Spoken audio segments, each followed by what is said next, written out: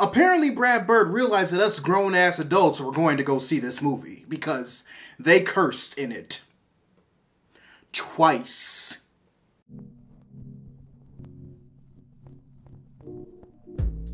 Today on Readus Reviews, I review Incredibles 2, the sequel to Disney and Pixar films The Incredibles, which was released 14 years ago. And while you might have thought that the IRL time difference might have, like, you know, did a time skip with the story, no, it starts exactly where the first Incredibles movie left off. After their battle with the Underminer, both the Parr family and supers in general are still labeled as, like, dangers to society, and being a superhero is still illegal.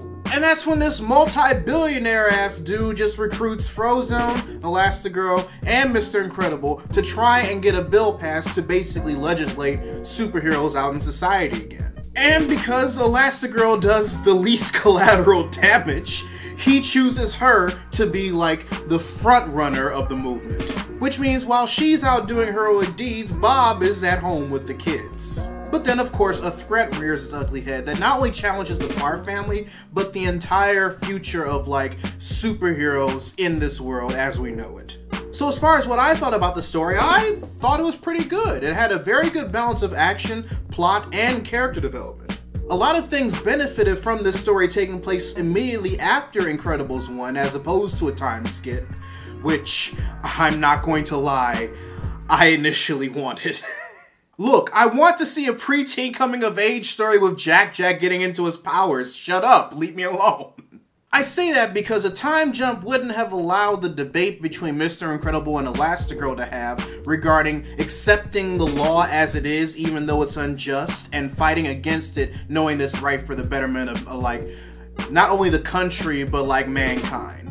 I say that because accepting unjust things as they are, just because it's the law, is a very important lesson to teach, and I thought it was very well done in a movie aimed at younger viewers. Not only is it an important theme throughout the entire movie, but it also allows Elastigirl's own personal arc to have more depth and meaning throughout the movie. And speaking of which, I think that Bob and Helen had the most development for separate yet completely necessary reasons. Bob to gain a sense of humility and to gain a better connection to his family, and Helen for understanding what it takes to do what's necessary in order to provide a better future for her children by challenging an unjust society. Or at least learning to challenge an unjust society. And while we definitely got a taste of how she gets shit done when she was on her stealth reconnaissance on the island in part 1, we get to see a whole lot more what she's capable of in this one. Jesus Christ. And while Dash, Edna, and Frozone were pretty much the same characters as they were in part 1, I greatly appreciate the fact that they carried over Violet's development from part 1. Like, yes, thank you. Thank you so much. You have no idea how important that shit was to me. And then, of course, Jack was just great. Still a baby, but he's great. And I admit, readers, while there was very little about this movie that I disliked, if I were to nitpick, I would say that there weren't as many powerful plot reveal scenes as there was in the first movie. Like, there wasn't that big music swell or that sense of gravitas when Mr. Incredible in the first one found out Syndrome's work computer and just saw his plans to just kill off all the supers and shit like that. Because I clearly remember seeing that for the first time, listening to the music, seeing all those dead-ass supers on the screen, and seeing that this giant robot was just going to crash land the city, and just going, holy shit. I didn't necessarily feel that when that scene happened in this movie. But honestly, after seeing how the situation resolved itself and seeing the storyline after the plot revealed itself, I didn't necessarily think it was that necessary, which is why it's just a bit of a nitpick.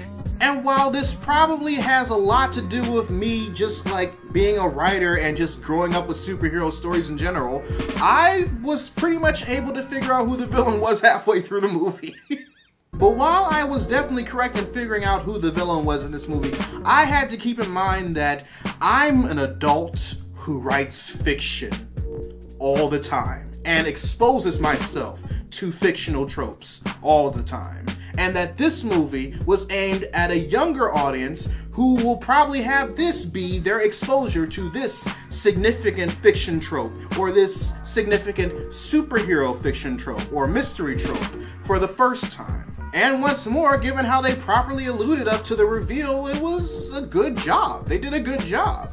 I honestly wouldn't have been mad if I was a kid watching Incredibles 2 and this was my first exposure to this trope in particular to the first time. Plus, as far as the villain's motivations and reasonings were concerned, every I was dotted and every T was crossed. It was textbook. It was pretty much textbook, and there's nothing wrong with textbook, especially if textbook still works. Guys, The Incredibles 2, it was a great blend of action, it was a great blend of comedy, it was a great blend of like superhero tropes that I still enjoy and enjoyed as a child. And while it may not be my Jack coming of age story, finding out that he has a deal with like this Trigon ass figure in this umpteenth dimension, which I kinda still want, I definitely say that The Incredibles 2 as it is definitely worth seeing in theaters. Full ticket price for matinee.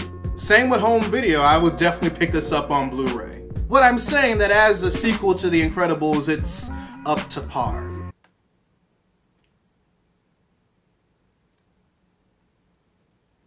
Oh no.